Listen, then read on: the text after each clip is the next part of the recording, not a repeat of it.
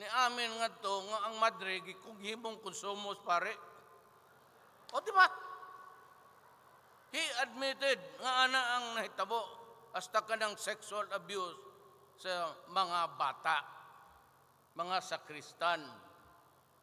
Muna si Pope sa kauwaw niya nangayog pasaylo. Did I not tell you earlier sa kampanya kaya kaning mga pare dili kayo. Kanang mga obispo, putang ina niya, obispo na sa mga dato, mga elitista. Dito na sila kay dito, tag-iyag bangko god. Tag-iyag.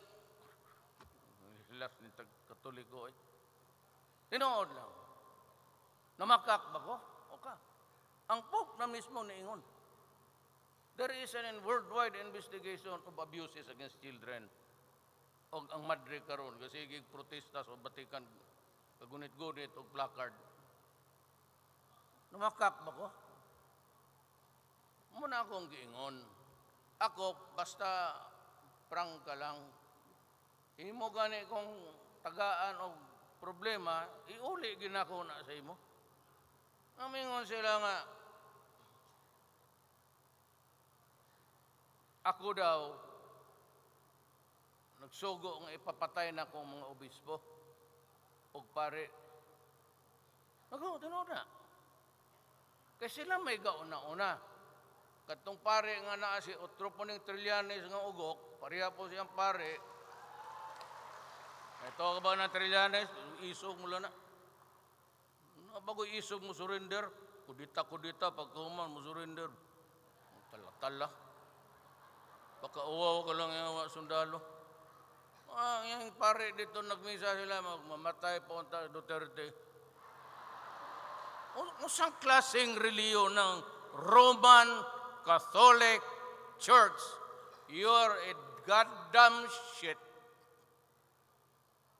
Reliyon mo ampo ka kamatayon sa usa ka tawo.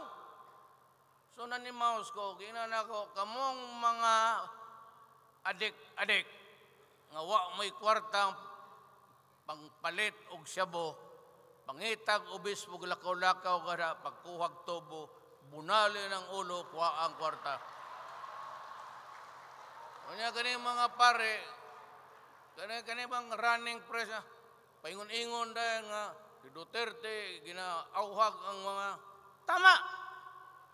Tama yun, kamong mga pare nga nang rape og bata, kamong mga pare nang umot og itlog, putang ina ninyo, dapat patyon gid mo. Bakit ako matakot? Mahurot mo tanan karong gabi, di mas maayo. Then, we will have a better world. Kay ang tanang gobyerno, tibo kalibutan, basta naan ang Katoliko, putang inagubot gina.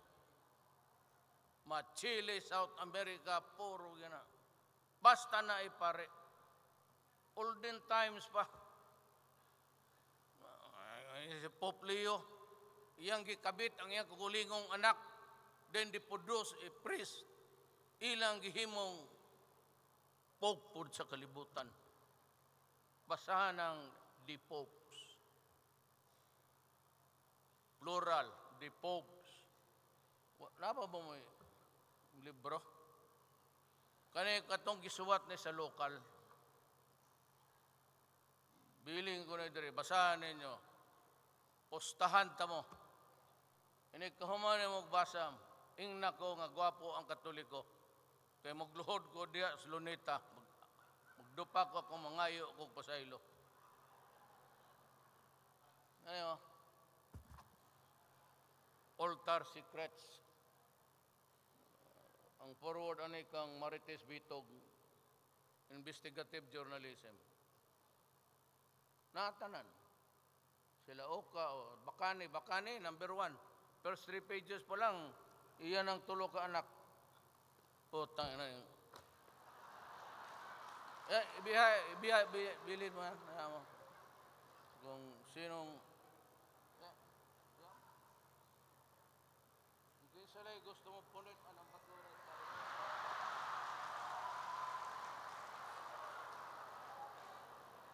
Ana, ambot og na ba ginakontrol nilang publication ana. You know, kamong Katoliko, the priest, all I want is to tell the people about me and the truth. Mayon ko mapatay ko, oh. Mayon mo babae, oh. Nganong di mong bulibad man ko? Nganong di ko manip mamatyo ni putang ina ginaguba ang akong nasod? If you destroy my country, I will kill you. Sigurado gina. Papatayin talaga kita. Ibagkikira mo mga yung anong nangyayari nga. Ngayon, ang pasok ni Adto, kuan lang, karon kita headline, kada adlaw, bilyon ang sod sa droga. Kada adlaw, tanawa ang main o ang crawler, kanang gadagan nga istorya sa ubos. Puro droga, droga, droga. Anak na. In the end, pareho tag Mexico. Ang mo control ang kartel ni sulod naman ang Senyalosa. Mo bitaw na ay sa Pacific ginalabay ni apod nga ring yawa sa west. If you look at the map of the Philippines, ang imong right side is the east.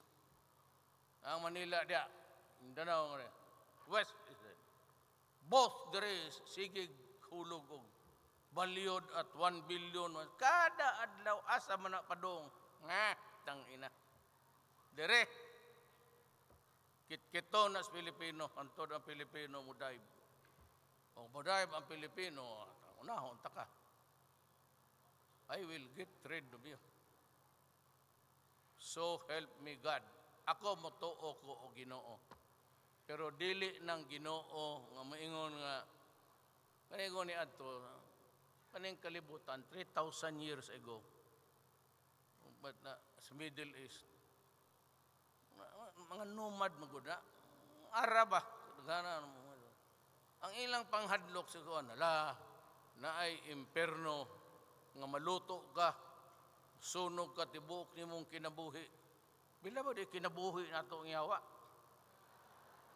ngarig mamatay ko giingnan ako akong pamilya i-cremate ko akong mama ako pong sunog ako gusto pong kong kumatayan ako itupad lang ko dito anang cemetery gamay namo ayaw ko dadaan kang namay ko pagpakuan na tag pa kanang bunot-bunot kanay kang pauna ta matapos namang ko pwesto diya sa libingan ng mga bayani basta presidente ug sundalo.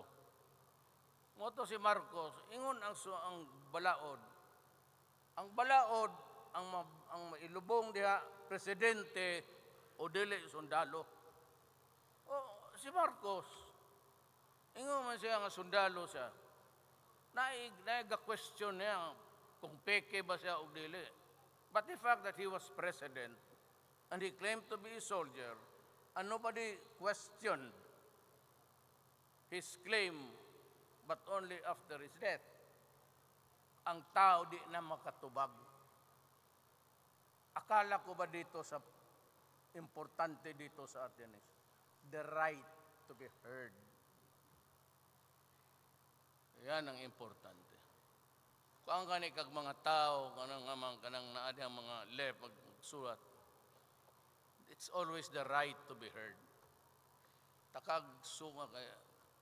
Ano mga pare, wag na sila kagusto na ako.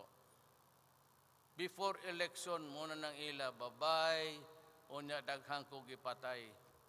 Sa tinuod lang, ug wa man lang po ko gipatay nga innocent tao, kaya di ko bugid na buhaton. Ug kauban ta mo patay kag tao nga isa, putang inapat yun taka. No na, pag uban ta, niyang pakataka kalag pamusil nga na, unahon taka. Di ko nagpatay. Unya, wa pa ko patay pa. Hay man, ingon mo na sila, daghang ko gipatay. Hay man.